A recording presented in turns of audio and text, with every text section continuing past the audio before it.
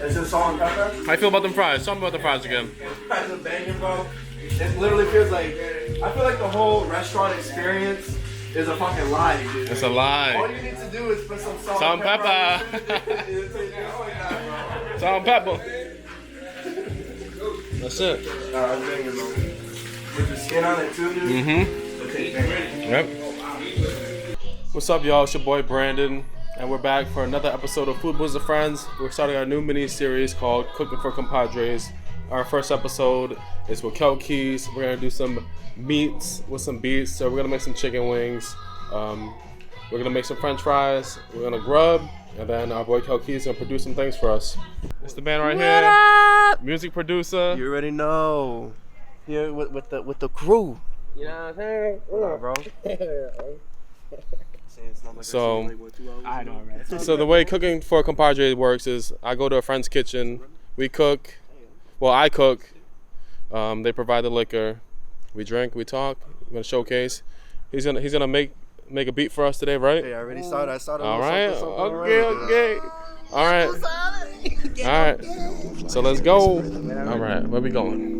All things living carry out this tune.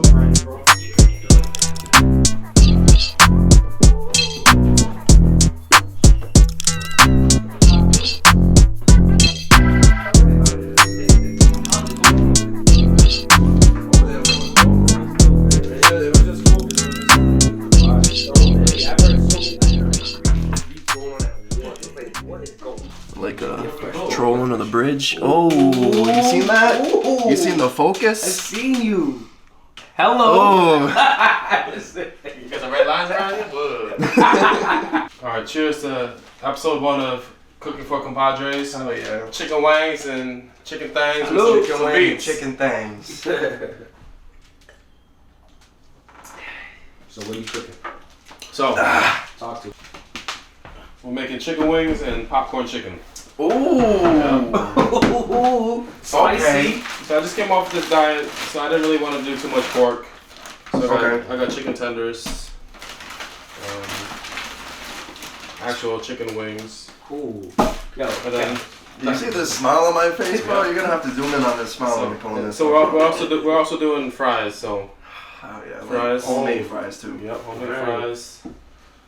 And we got different sauce flavors. We're gonna have mango habanero. Ooh. Yeah. We're gonna have sweet chili. you know what I'm saying? Oh, sweet chili. This is That's that something. Focus. There you There we go. go. Feel the burn, baby. Sweet chili, the real Asian one. Baby. Boom. Buffalo wing sauce. Bang. There you go. Ranch or blue cheese. So Ranch all day. Oh, see? Ranch all day. I don't like blue cheese. You like blue cheese? I love blue cheese. Ooh, I feel like it gives me that The like chunks. caca taste. Right at the end, bro. Like, That's pretty much it. well, it all started back 1995. Nah, man, just everyone from my mom's side of the family. Oh, should I be looking at you guys? Now look at the camera. Look at the camera. So, it all started with Right here in the hole. Right there in the hole. Yeah, you know what hole is. Right in that black hole right there. Alright. The pink hole. Okay. Oh, Everyone from my mom's side of the family either sings or plays an instrument or does something that revolves around music. I just like randomly got like super interested in it when I was like, I want to say 12 or 13. And I was just at my house one day. My mom always had this like acoustic guitar that my grandma gave to her. So I was just mad, like random, like, Mom, like, can you like show me how to play a couple chords on that? Cause I know she played a little bit and she sings. And she showed me like 3 chords on it, and I ended up just like learning the chords and then kind of just going off from there. And like that, like learning guitar revolved into me like learning piano, and then I grew up in church too, so I was a musician in church, and that's where I really learned how to play the majority of the instruments that I play. I learned how to play drums there, like piano a lot better, bass guitar. At my senior year, I ended up going to the Met. Okay. The Met. So I interned at a music studio 2 times a week with Music One, and that's where I like really got into the whole. Music One? yeah. You did music work? I did music too. Wait, is that the reject class? Wow. Nah, music's one. That's just the name that my mentor Terrell came up with. But yeah, man, that's where I really got into the production side of things. I was never able to afford, or my mom could never afford like dope equipment or like stuff to make beats on. So that was the first time I really got to indulge, for lack of a better term. The thing that really wanted me to get into beats is my uncle from my mom's side. He had this beat software called, I want to say like Def Jam or like Rap generator Jam. on PS2. Dude, that's right. I actually I made like 2 beats with my friends. I still have it at the house. Really, dude? Oh, dude, we gotta do some fuego on that. Sample that shit. Wait, PS. What? PS2 is Had a music generator? Yeah, music dude. generator, bro. It was like different loops that they had, and you would just like put the loops together, like make a beat out of it. But the loops they had was dope, dude. Yeah. Like, I didn't know that. But your uncle had like some Def Jam joint? yeah, it was just like a DAW, like a thing to make music on. But that one was more like sample based too. Like it wasn't something where you could draw in MIDI. It was like different samples that you chose from, and I think it was more for like ideas rather than actually trying to make a whole song on it. Okay, alright. But I would just get into different samples and like Bless you. putting them together and stuff, and I'm like, yo, like this sounds kind of dope, dude.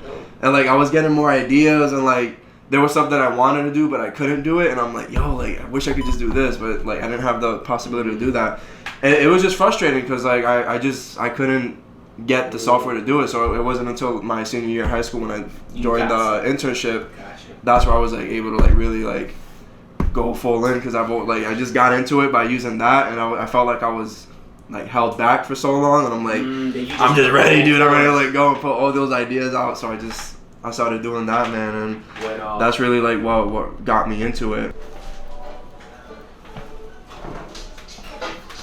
Oh. Boo. This is my first. You got toilet paper, bro? My first trophy like. Yo, can they show us awards? God damn. You gotta take a shit. Hold on, come back. Come back. You gotta show it. I interrupted the fuck out of that. That's my first ever beat battle win plaque, I guess. Is that gold? You won the first one? I think it's spray paint. No, I know that, but was it like a bronze or was it gold? Did you win? Well, yeah, I won. Oh, so you got gold. Yeah, gold. Yeah. Hey, good shit, bro. Oh, yeah, I love this beat right here. Bump that shit.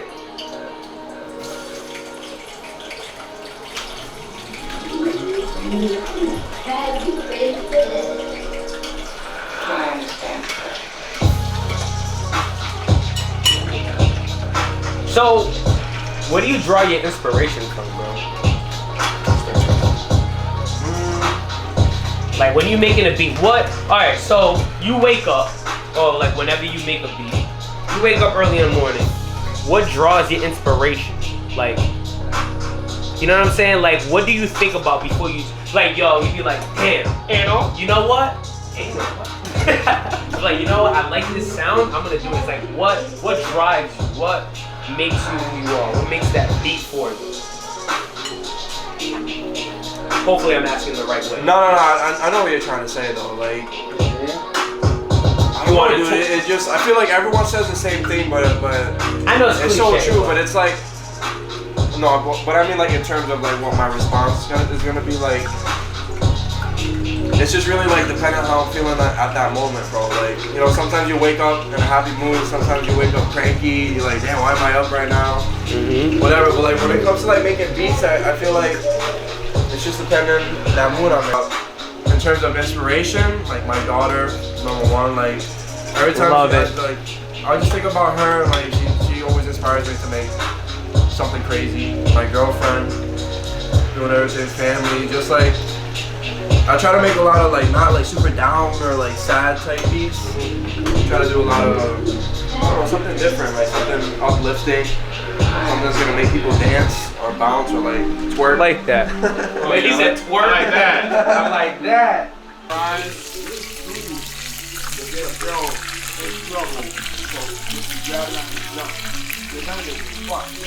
Even the way they look, dude, coming out of the oil, It's it's banging, bro. I think it's the oil. It's that Broad Street oil.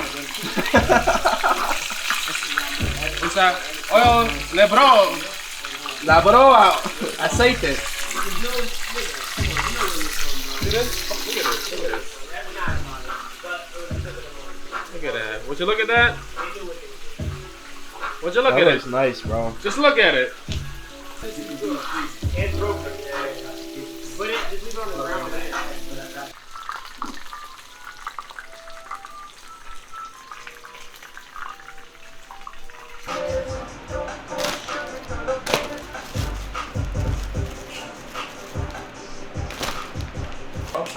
How you spell it? D-O-R-R-O-U-E-H. Nah. He was big with like okay, back then.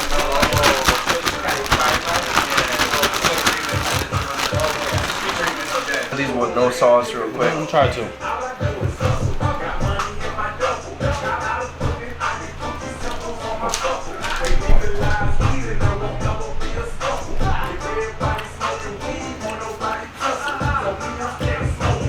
Oh yeah, dude.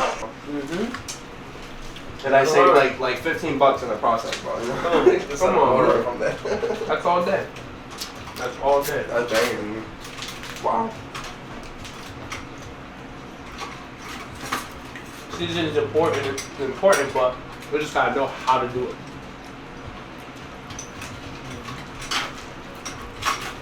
I noticed you were using a Goya bag. Sorry, dude. A Goya bag for the seasoning though. You didn't. You put flour. You put flour though too. I use the Goya cornmeal. Cornmeal. Goya and cornmeal. It's mixed together. Okay. Yeah, that tastes banging. The cornmeal gives you more crispiness on the whatever I bread. I like the Okay. crispy ones. I've heard like when you use cornstarch, Nice crispy you do ones. cornstarch. It helps with the look of it. It looks Yeah, more yeah. crunchy and like Mhm. stuff like that when you use cornstarch. Yep. That's a fact. I didn't realize how important cornstarch was until Oh, yeah. I didn't even know. Everybody uses corn. It makes a hell of a difference. Banging, bro. Wow. Soaking up all that liquor. No, please don't. I feel nice right now, bro. I'm ready to put some more spice. That's banging though, man. Like, what? I'm not even like saying it, just saying it, bro. That tastes banging. Like, if I was like, I want this. Like, if I just order it from a restaurant, I want this. That's what I got, dude. With the Bro, ranch. That's If you banging. order that mango habanero by itself, probably $10, right? At least $10, $15. I bought the sauce for $6. You buy chicken. you can get way All more. the chicken that I just got right here that you just ate was like $12 worth of chicken. That's nothing. Yeah, dude. That's dope.